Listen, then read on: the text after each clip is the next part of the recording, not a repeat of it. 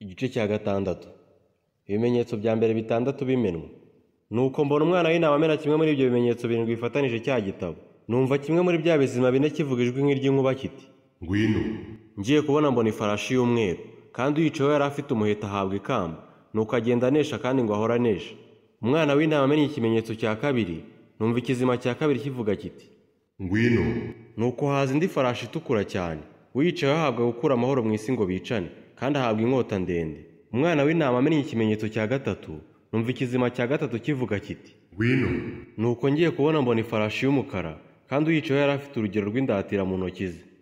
Numva hagati y'ibyo bizima bine igisa n'ijwi rivuga riti, urugero rumwe rw'ingano rugurwa idenari imwe, n'ingero eshatu za sayiri zigurwa idenari imwe, nta mavuta na vino ntugire icyo ubitwara. Umwana w'intama amennye ikimenyetso cya kane, numva ijwi ry'ikizima cya kane kivuga kiti, ngwino. nuko ngiye kubona mbona ifarashi y'igitare igajutse, kandi uyicayeho yitwa Rupfu, kandi ikuzimu aramukurikira.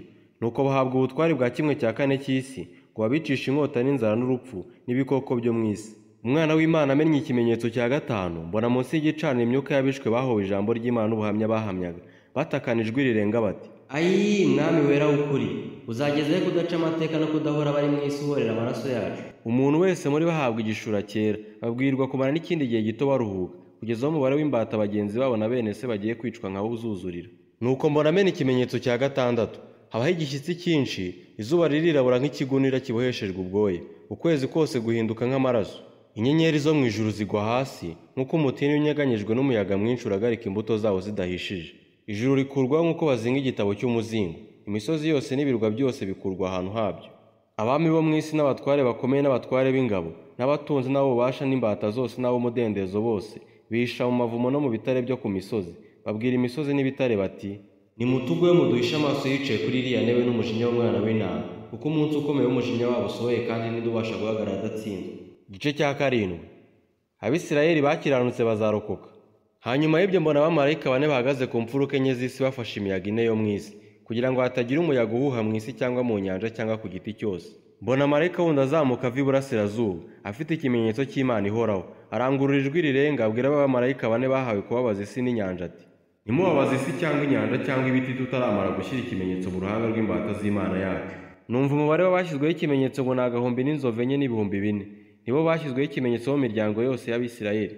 Abo mu muryango wa Yuda bashyizweho ikimenyetso ni inzovu n'ibihumbi bibiri, abo mu muryango wa Rubeni ni inzovu n'ibihumbi bibiri, abo mu muryango wa Gadi ni inzovu n'ibihumbi bibiri, abo mu muryango wa Asheri ni inzovu n'ibihumbi bibiri, abo mu muryango wa Nafutali ni inzovu n'ibihumbi bibiri, abo mu muryango wa Manase ni inzovu n'ibihumbi bibiri, abo mu muryango wa Simeyoni ni inzovu n'ibihumbi bibiri, abo mu muryango wa Lewi ni inzovu n'ibihumbi bibiri, abo mu muryango wa Isakari ni inzovu n'ibihumbi bibiri, abo mu muryango wa Zebuloni ni inzovu n'ibihumbi bibiri, abo mu muryango wa Yosefu ni inzovu n'ibihumbi bibiri, abo mu muryango wa Benyamini ni inzovu n'ibihumbi bibiri.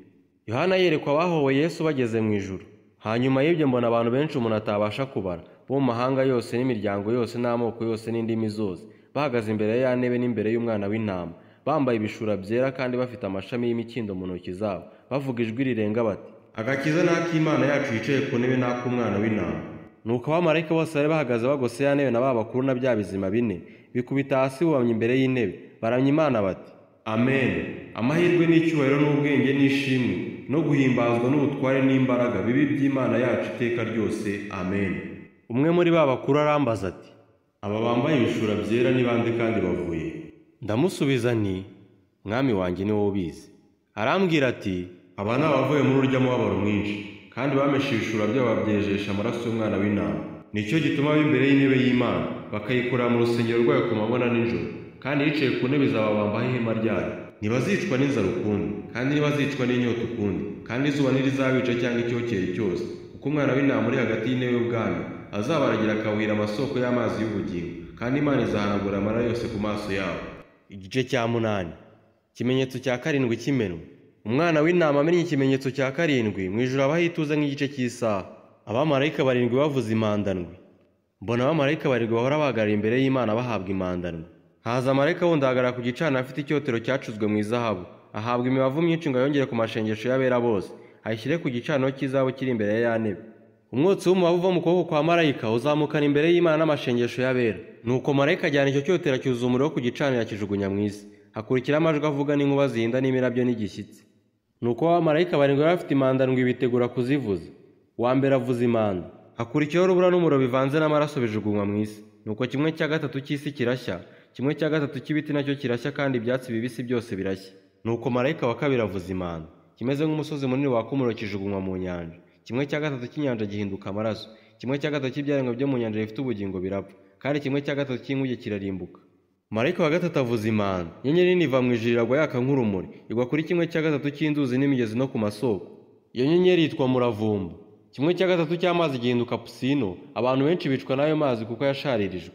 Marayika wa kane avuza impanda, 1/3 cy'izuba na 1/3 cy'ukwezi na 1/3 cy'inyenyeri bikorwaho, kugira ngo 1/3 cyabyo kijime amanywa atavira kuri 1/3 cyayo. Nijoro nuko ndareba numva ikizu kiguruka kiringanije ijuru kivuga ijwi rirenga kiti, ni ishyano rizabonwa n'abari mu isi kubwo yandi majwi y'impanda z'abamarayika batatu zigiye kuvuzwa. Igice cya 9. Impanda ya gatanu ariyo shyano rya mbere. Marayika wa gatanu avuza impanda, mbona inyenyeri iguye mu isi ivuye mu ijuru, ihabwa urufunguzo rwo gufungura urwobo rw'ikuzimu. Ifungura urwobo rw'ikuzimu ruvamo umwotsi ucumba nk'uw'itanura rinini, izuba n'ikirere byijimishwa n'umwotsi wo muri urwo rwobo. Mu mwotsi havamo inzige zijya mu isi zihabwa ubushobozi bwo gukora ibyo sikoropiyo zo mu isi zibasha gukora. Ariko zitegekwa kutagira icyo zitwara ibyatsi byo mu isi cyangwa ikintu cyose kibisi cyangwa igiti cyose, keretse abantu badafite ikimenyetso cy'Imana mu ruhanga rwabo. Zihabwa kutabica keretse kubabaza amezi 5, kandi kubabaza kwazo gusa no kubabaza kwa sikoropiyo iri y'umuntu.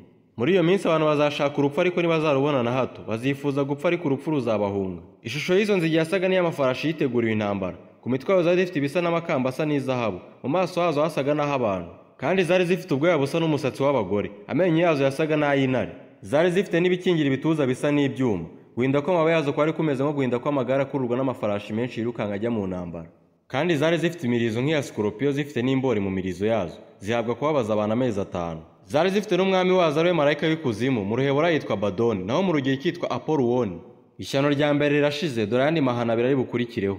Impanda ya 6 cyangwa ishyano rya 2.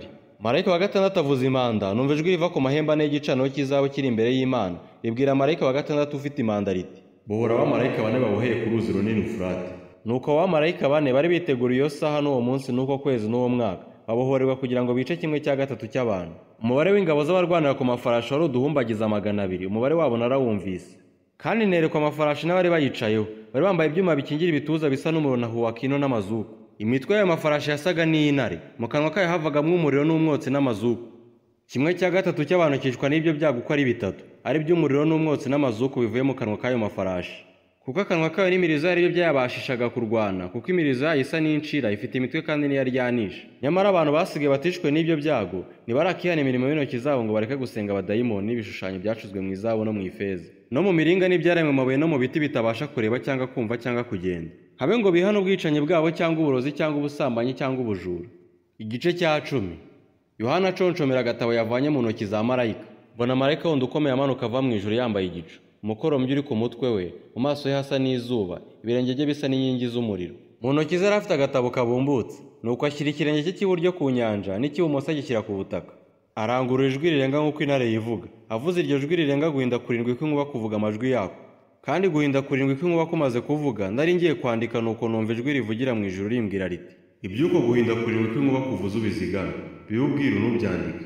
Marayika nabonye ahagaze ku nyanja no ku butaka, amanika ukuboko kwe kw'iburyo agutunga mu ijuru. Arahira ihoraho iteka ryose yaremye ijuru n'ibiyirimo, n'isi n'ibiyirimo, n'inyanja n'ibiyirimo ati, ntihazabaho igihe ukunda, ahubwo minsi y'ijwi rya marayika wa 7 azatangira kuvuza impanda, niho ubwiru bw'Imana buzaba busohoye nk'uko yabwiye imbata zayo ari z'ubuhanuzi.